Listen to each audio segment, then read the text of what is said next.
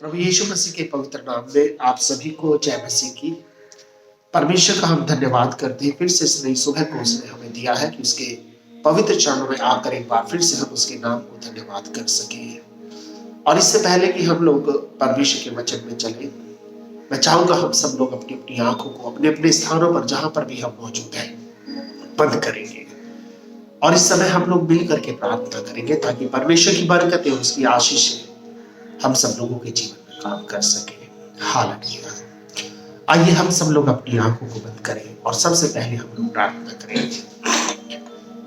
हमारे सामर्थी और पवित्र परमेश्वर, हम तेरा धन्यवाद देते हैं इस अच्छे समय के लिए। प्रभु ये समय तूने दिया है प्रभु, आज की सुबह को एक बार फिर से अपने पवित्र चरणों में हम सबों को तू लेकर आया, तेरे नाम को धन्यवाद देते हैं। प्रभु जी, आपका वचन कहता है कि जहां भी कहीं 2 या 3 तेरे नाम से इकट्ठे होते हैं वहां पर तू हमारे बीच में मौजूद होता है। और इसलिए प्रभु तेरी मौजूदगी को हम चाहते हैं और मैं चाहता हूं कि तेरी बरकतों की बारिश हर एक उस स्थान के ऊपर जहां जहां भी प्रभु आज लोग तेरे इस वचन को सुन रहे हैं, तेरे वचन की आशीष उनके जीवन में आए। क्योंकि तेरा वचन कहता है कि आदि में वचन था और वचन परमेश्वर के साथ था और वचन ही परमेश्वर था, वचन देहधारी हुआ। क्योंकि जब ये बोला जाता है ये देह का रूप धारण करता है और अपने लोगों को अपनी आशीषों से परिपूर्ण करता है।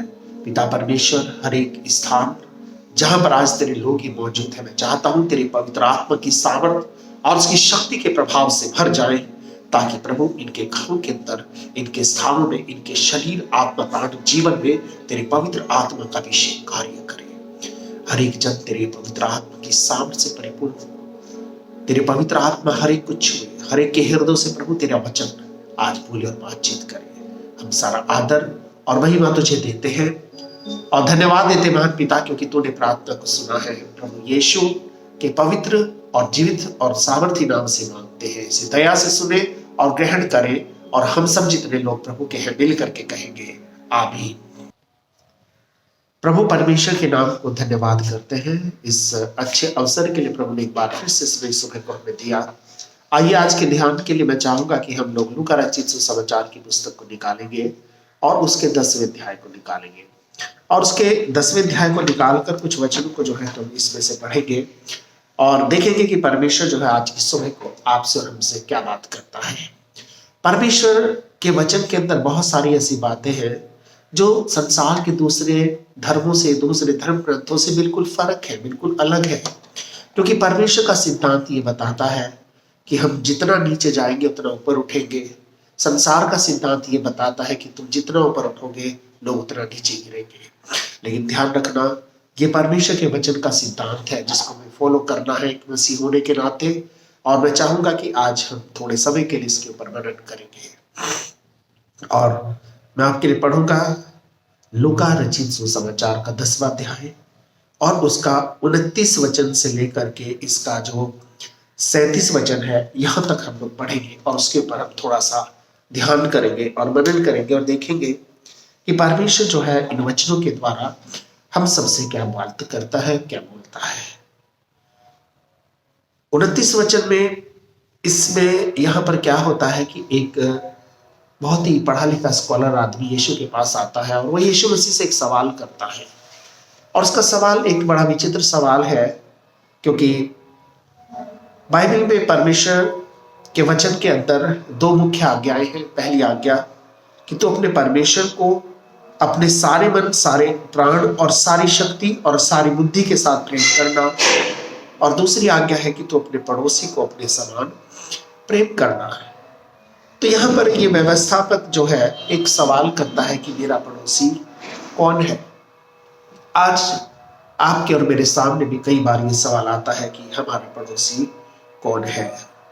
यहाँ पर इस बात को उसको समझाने के लिए यीशु मसीह आगे एक दृष्टांत को बताते हैं और ये दृष्टांत जो है इस प्रकार शुरू होता है कि एक मनुष्य यरूशलेम से यरीहो को जा रहा था कि डाकुओं ने घेर कर उसके कपड़े उतार लिए और मारपीट कर उसे अधमुआ छोड़ करके चले गए। यहाँ पर देखने वाली बात यह है कि ये व्यक्ति यरूशलेम से यरीहो में क्यों जा रहा था। क्योंकि यरीहो जो है वो एक ऐसा शहर था जहां पर हर प्रकार के नाच गाने, नशे करना, जुआ खेलना, उल्टे सीधे काम करना बिल्कुल वहां पर अलाउ था। लेकिन यरूशलेम परमेश्वर का पवित्र नगर था और वहां पर कोई भी इस प्रकार का कार्य करने की इजाजत किसी को नहीं थी। वहां बड़े सख्त नियम थे। और इसलिए यहाँ पर सवाल यह है कि ये मनुष्य यरूशलेम से यरीहो को जा रहा था। इसको जाना यरूशलेम में चाहिए था, पर ये कहाँ जा रहा था? यरीहो में जा रहा था। तो वहां पर क्या हुआ कि यरूशलेम के अंदर परमेश्वर की आराधना होती थी और वहां पर जो परमेश्वर की आराधना होती थी, तो वहां पर सारे इस्राएली जो है यरूशलेम में परमेश्वर के भवन में जाया करते थे। पर उसमें से कुछ लोग ऐसे होते थे कि जो परमेश्वर के भवन में जाने की बजाय उस छुट्टी के दिन को यरीहो में बिताना पसंद करते थे, क्योंकि उनके अंदर का आत्मा, जिस आत्मा के चलाए वो चलते थे, वो उनको इस बात की इजाजत नहीं देता था कि तुम परमेश्वर की आराधना करो। प्रियो, आज कई बार हमारे अंदर कुछ आत्मा ऐसा होता है जो कभी नहीं चाहेगा हम थोड़ा सुबह उठकर प्रभु की आराधना करें, और हमेशा वो चाहेगा कि हम परमेश्वर से दूर रहें। और इसलिए ये व्यक्ति ने क्या किया, ये यरूशलेम को छोड़कर यरीहो को चला गया। उस जमाने में बहुत सारे लोग होते थे जो होते थे यरूशलेम के थे, पर वो यरूशलेम के कभी नहीं होते थे। आज बहुत सारे लोग प्रभु के हैं पर वो परमेश्वर के कभी नहीं होते हैं। वो अपने मौज के लिए, अपनी मस्ती के लिए, अपने खुशियों के लिए वो कई बार प्रभु को छोड़कर एक साइड चले जाते हैं, क्योंकि उनको संसार का सुख उनकी नजरों में एक बहुत बड़ी चीज होती है। इसलिए यहाँ पर भी एक ऐसी कंडीशन है, एक वो व्यक्ति जो प्रभु को जानता है, एक वो व्यक्ति यहाँ पर जो यरूशलेम का रहने वाला है। आज समय आ गया है कि ये व्यक्ति जो है अपने परमेश्वर को छोड़कर यरीहो की तरफ बढ़ रहा है। और यरीहो में जाने के इसको क्या मिला? पहली बात लिखा है कि डाकुओं ने घेर कर उसके कपड़े उतार लिए। ध्यान रखना, जब प्रभु को छोड़कर हम दूर जाते हैं तो रास्ते में हमें डाकू मिलते हैं। और ये डाकू कौन है? ये हमारी बीमारियां हैं, हमारे दुख है, हमारे संकट है, हमारी पीड़ाएं हैं, हमारे कष्ट हैं, हमारे कलेश है, हमारी तंगी है, कमी है, घटी है, हमारी पीड़ाएं हैं, हमारी बीमारियां हैं। ये क्या करेंगी? हमें घेर कर, वचन में लिखा है डाकुओं ने घेर कर। और ये सब चीज जब एक इंसान को घेर लेती है, वचन में लिखा है उसके कपड़े उतार लिए। कपड़े उतारने का मतलब उसको बेइज्जत कर दिया। तो कई बार ये बीमारियां मनुष्य को ऐसे स्थान तक पहुंचा देती है, जीवन के ऐसे मोड़ पर पहुंचा देती है, इंसान मजबूर हो जाता है रिश्तेदारों से मांगने के लिए, पड़ोसियों से मांगने के लिए, और अपने जान पहचान वालों से मांगने के लिए, क्योंकि एक प्रकार से शैतान उनके कपड़े उतार चुका होता है। इसलिए मैं आपको ये बताना चाहता हूं कि ये व्यक्ति जो है परमेश्वर से दूर चला गया था। और कहाँ चला गया था? यरीहो की तरफ चला गया था। तो इसको परिणाम क्या मिला? डाकुओं ने घेर लिया, दूसरी बात उसके कपड़े उतार लिए, और वचन में लिखा मार पीट कर उसे अधमुआ छोड़ करके चले गए। आज बहुत लोग दुनिया में हैं जो परमेश्वर के तो हैं, पर परमेश्वर के वो कभी नहीं हो सकते। और इसीलिए आज उनका जीवन कैसा है? डाकुओं ने घेर लिया है, अधमुए पड़े हैं। अधमुए का मतलब ना तो मरों में गिनती है और ना जिंदों में गिनती है। एक जिंदा लाश की तरह हर जगह वो लोग बोझ बने हुए हैं। और इसलिए मैं आपको उत्साहित करता हूं यहाँ प्रभु के वचन से कि इसकी सहायता के लिए, इसकी मदद के लिए यहाँ पर कोई नहीं आया। प्रियो, हम जब प्रभु के साथ रहते हैं, हम जब प्रभु को हमने अपना जीवन दिया, उसको अपनाया है, हम प्रभु के साथ ईमानदारी के साथ चले और अपना जीवन उसके साथ में बिताए। इसमें लिखा है 31 वचन में, और ऐसा हुआ कि उसी मार्ग से याजक जा रहा था, परंतु उसे देखकर कतरा कर चला गया। और इसी रीति से उस जगह पर एक लेवी भी आया और उसे देखकर कतरा कर चला गया। 31 और 32 वचन के अंदर एक स्थिति को हम देखते हैं। एक याजक आया और एक लेवी आया। याजक का काम उसका मदद करना था, लेवी का काम उसको संभालना था, लेकिन ये लोगों ने भी उसे देखा नहीं, संभाला नहीं। बाइबल बताती है उसे देख करके कतरा करके चले गए। तो लोग जब संसार में दुख में होते हैं, मुसीबत में होते हैं, खुदा से दूर होते हैं, परमेश्वर से दूर होते हैं, तो इस दुनिया में हमारी मदद कोई नहीं कर सकता। और जो है भी वो भी हमें कतरा करके देख करके चले जाएंगे। क्यों? क्योंकि आप जिंदा हो या मरो, दुनिया में किसी को कोई मतलब नहीं है। दुनिया के अंदर जितने रिश्ते हैं, नाते हैं, ये सब मतलब के हैं।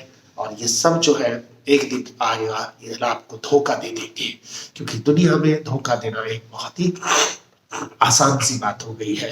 और इसलिए यहाँ पर आगे प्रभु के वचन में लिखा है 32 वचन में कि 33 वचन में, परंतु एक सामरी यात्री वहां आ निकला।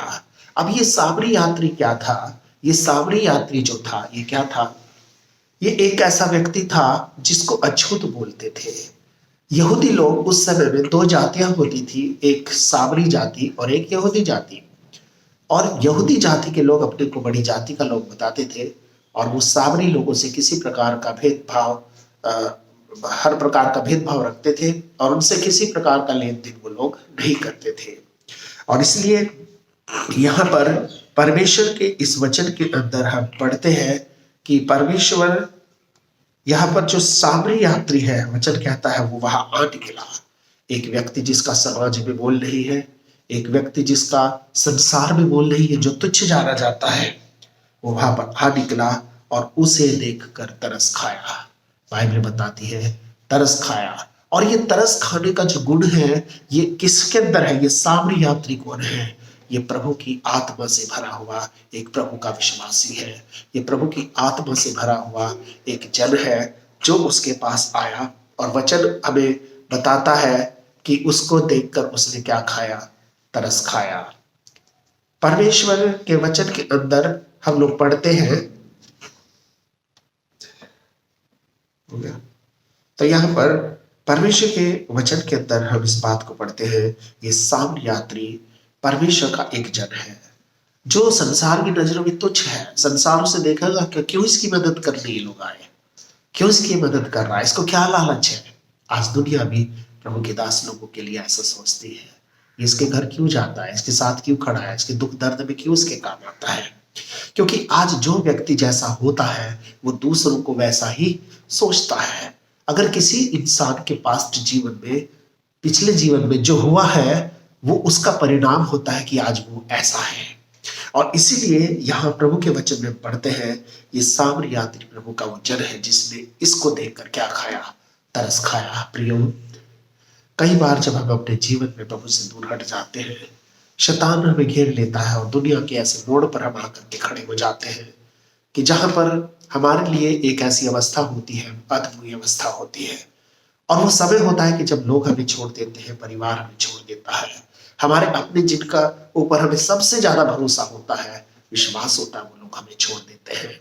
प्रियो, मैं आपको उत्साहित करना चाहता हूँ, एक व्यक्ति है और वो है सामरी यात्री। ये प्रभु यीशु को दिखाता है, ये प्रभु यीशु के चेलों को दिखाता है, ये प्रभु यीशु की आत्मा से भरे हुए लोगों को दिखाता है जो संसार में लोगों के ऊपर तरस खाते हैं।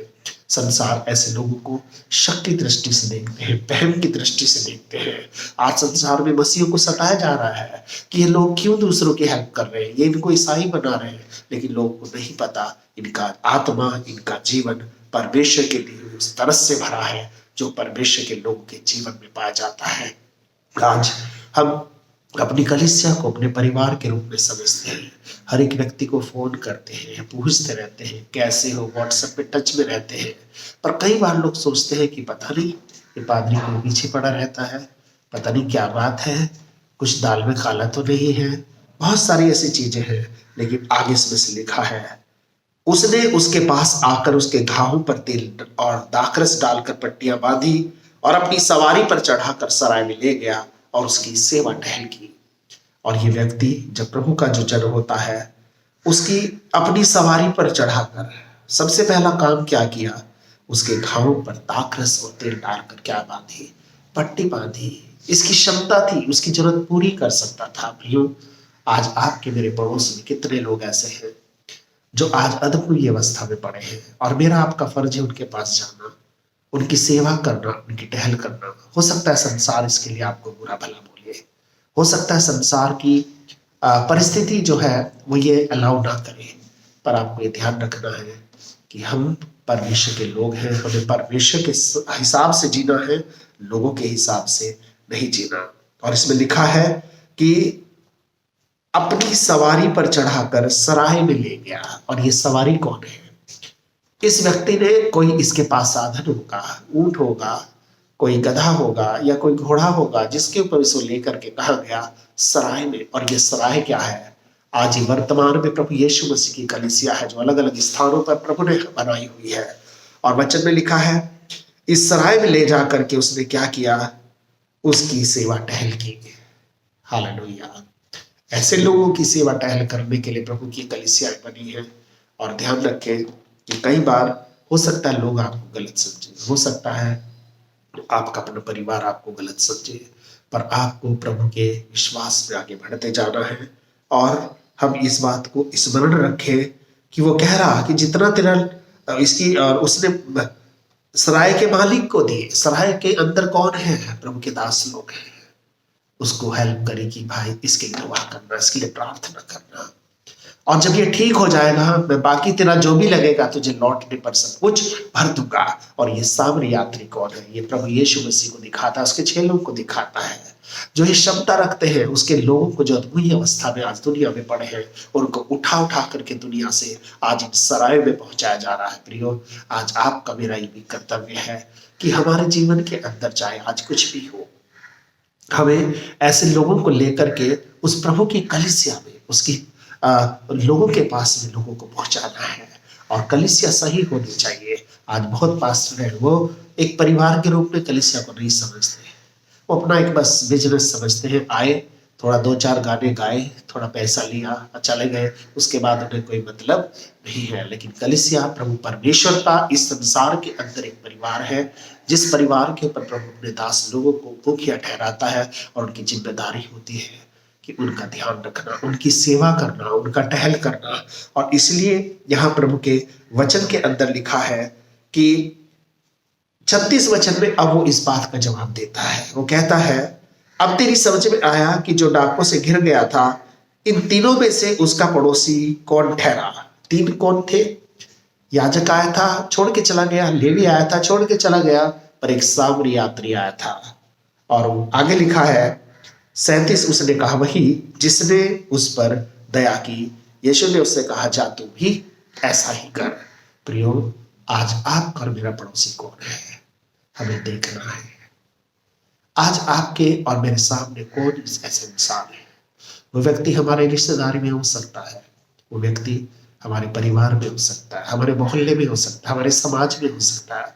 हर एक व्यक्ति के लिए हम कुछ नहीं भी कर सकते तो कम से कम हमें उनके लिए प्रार्थना करना है। और हमें प्रार्थना करने के द्वारा ऐसे लोगों को परमेश्वर के करीब लेकर आना है ताकि परमेश्वर इनके जीवनों में महान कार्य करे और अपनी बरकतों को देकर, अपनी आशीषों को देकर अपनी महिमा सेवा के लिए आपको और भी ज्यादा इस्तेमाल करे। आइए, अभी समय होगा, मैं चाहूंगा हम सब लोग अपनी अपनी आंखों को बंद करेंगे और थोड़े समय के लिए अपने सरों को अपने सर्वशक्तिमान प्रभु के सामने झुकाएंगे और हम लोग इस समय प्रार्थना करेंगे। हमारे सामर्थी और पवित्र परमेश्वर, हम इस समय प्रभु यीशु के पवित्र नाम से तेरे चरणों में आते हैं और तुझसे विनती करते, प्रार्थना करते प्रभु, आज जिस जिस स्थान पर प्रभु तेरे लोग आज मौजूद हैं, इन लोगों के जीवन को अपनी आशीष से प्रभु जी तू भर दे। पिता परमेश्वर, तेरे वचन की बरकत, तेरे वचन की आशीष इनके जीवन में कार्य करे। हर एक जन को तूने आज तक संभाला है, अपनी बरकतों से भरा है।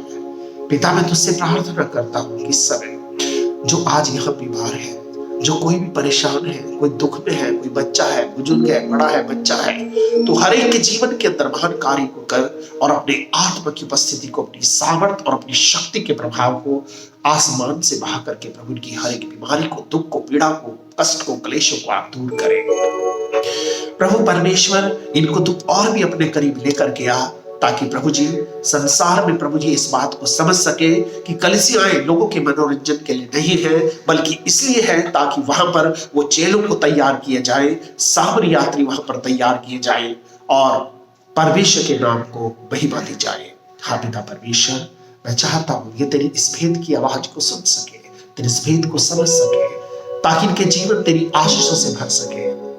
प्रभु, मैं सब बातों के लिए तेरा धन्यवाद देता हूं। आज के दिन इन सभी भाई को, बहनों को, बच्चों को, बुजुर्ग, जो भी आज जिस स्थान पर प्रभु तेरे संदेश को सुन रहा है, जिसने ये संदेश को सुना है, उनके जीवन को अपनी बरकतों से भर। हम सब कुछ आपके हाथ में देते हैं और धन्यवाद करते हैं पिता, क्योंकि तूने हमारी प्रार्थना को सुना है। धन्यवाद के साथ ही प्रार्थना हम अपने उद्धारकर्ता, मुक्तिदाता प्रभु यीशु के पवित्र नाम से मांगते हैं। इसे दया से सुने और ग्रहण करें और हम सब जो लोग प्रभु के हैं मिल करके कहेंगे आमीन। अब हमारे प्रभु यीशु मसीह का अनुग्रह, पिता परमेश्वर का प्रेम और पवित्र आत्मा की सहभागिता से लेकर हमेशा तक हम सब लोगों के साथ में होती रहे। आमीन।